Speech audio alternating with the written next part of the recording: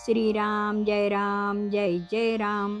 सद्गुरू श्री ब्रह्मचैतन्य गोंदावलेकर महाराज यांची प्रवचने म्हणजे जणू वेदमंत्रच. श्री महाराजांनी प्रत्येक दिवसाच्या प्रवचनाबरोबर बोधवचनही सांगितले आहे. या बोधवचनांचा विस्तार एक तत्वनाम या पुस्तकात लीलया स्पष्ट केला आहे. लेखक आहेत रामभक्त श्री रंभ कुलकर्णी. या श्री रामनाम मंत्रित पुस्तकातील आजच्या बोधवचनाचे अभिवाचन मी डॉक्टर सौ शिल्पा कुलकर्णी तुम्हा सर्व भक्तांना सादर नमस्कार करून करीत आहे. आज दिनांक 30 सप्टेंबर. आजचे बोधवचन. दाता राम हे आणून चित्ती आपण वर्तावे जगती. श्रीराम. एक संस्कृत सुभाषित आहे. शतेषु जायते शूरः सहस्रेषु च पंडितः वक्ता दशसहस्रेषु दाता भवति वा न वा.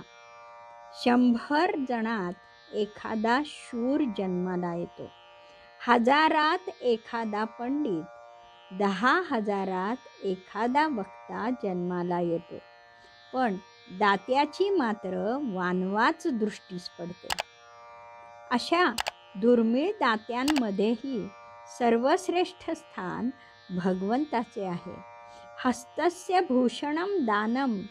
दान हे हाताचे खरे भूषण आहे आणि या भगवंत रूपी दात्याला तर सहस्रावधी हात आहेत.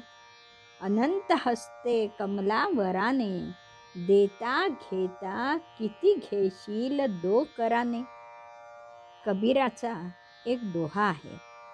कीर्तनी फुलले सगळे संत कबीर त्याला स्मरत असे ज्याचे हात अनंत. अनंत हातांच्या या दानशील भगवंताने प्रत्येकाला अलौकिक दान दिले आहे, पण हे आपल्या लक्षातच येत नाही. मानवी देह हे केवढे घबाड आहे.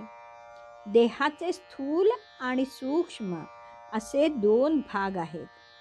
ज्ञानेंद्रिये व कर्मेंद्रियाचा स्थूल देह आणि मन, बुद्धी, चित्त, अहंकार यांचा सूक्ष्म देह.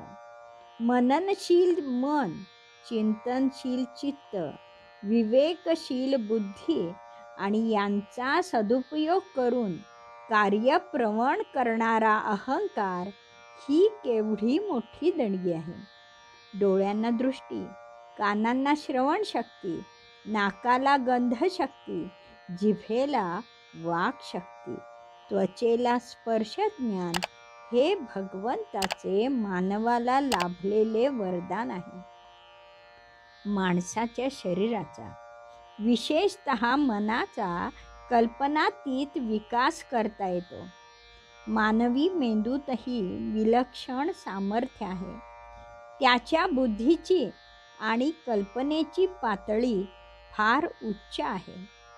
अफाट विश्वाचे नियम आकलन करणे, अनंताकडे झेप घेणे, अनेकातील एकत्व शोधणे हे कार्य माणूस करू शकतो. विशेष म्हणजे स्वतःमध्ये व विश्वामध्ये अंतर्यामीपणाने आढळणारे सच्चिदानंद स्वरूप प्रत्यक्ष अनुभवण्याचे सामर्थ्य माणसात आहे. नरदेह हे भगवंताचे अलौकिक दान आहे. म्हणून श्री समर्थ म्हणतात, देह परमार्थी लाविले तरीच याचे सार्थक झाले, नाही तरी ते व्यर्थची गेले, नाना आघाते मृत्यूपंथ. देहाच्या मदतीने नराचा नारायण होतो हे संतांनी दाखवून दिले आहे. पण वासनेच्या मागे लागून, हवे नकोपणाच्या जाळ्यात सापडून, विषय कर्दमात आखंड बुडालेल्या जीवाचा उद्धार होणे कठीण आहे. त्यासाठी भगवंताचे दातृत्व घ्यावे. भगवंताच्या दातृत्वाचे दर्शन चराचरात पडलेले आहे. पृथ्वी क्षमाशील आहे. ती कोटी कोटी जीवांना, वृक्षवेली, पर्वत, सागर यांना आधार देते. सूर्य प्रकाश देतो. जीवनाचे दान जलाकडून मिळते. वायू तर प्राणदाता आहे. आकाश साऱ्या विश्वाचे छत्र आहे. ईश्वर निर्मित पंचभूतांनी ईश्वराचा दातृत्व गुण घेतलेला आहे. पंचभूते या दातृत्व गुणामुळेच महाभूते या संज्ञेला पात्र झाली आहेत. महाभूते कशाला? सगळा निसर्गच परोपकारी आहे. वृक्ष आपली फळे दान करतो. वेलीवरची फुले आणि त्याचा सुगंध यावर सगळ्यांची सत्ता असते. नद्या स्वतःसाठी धावत नाहीत, तर धरित्रीला सुजलाम सुफलाम करण्यासाठी धावत असतात. ईश्वर चराचरात भरलेला आहे. याचा अर्थ ईश्वराचा दातृत्व गुण चराचरात भरलेला आहे. त्याच्या गुणांचा विलास चराचरात भरलेला आहे. ईश्वर मानवी हृदयात आहे, पण स्वार्थाने, संकुचित वृत्तीने आपण तो झाकला आहे.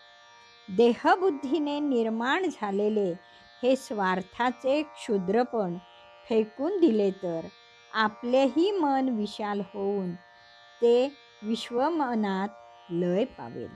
मी आणि माझे या वृत्तीमुळे काळजी वाढेल. जीवाचा नाश होईल.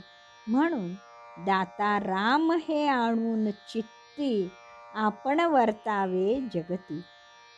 देवानेच सगळं दिलं आहे, पण देणाऱ्याने देत जावे, घेणाऱ्याने घेत जावे. घेता घेता एक दिवस देणाऱ्याचेही हात घ्यावेत आणि रामाच्या दानशूरपणात आपला खारीचा वाटा उचलावा. श्रीराम समर्थ. जानकी जीवन स्मरण. जय जय राम.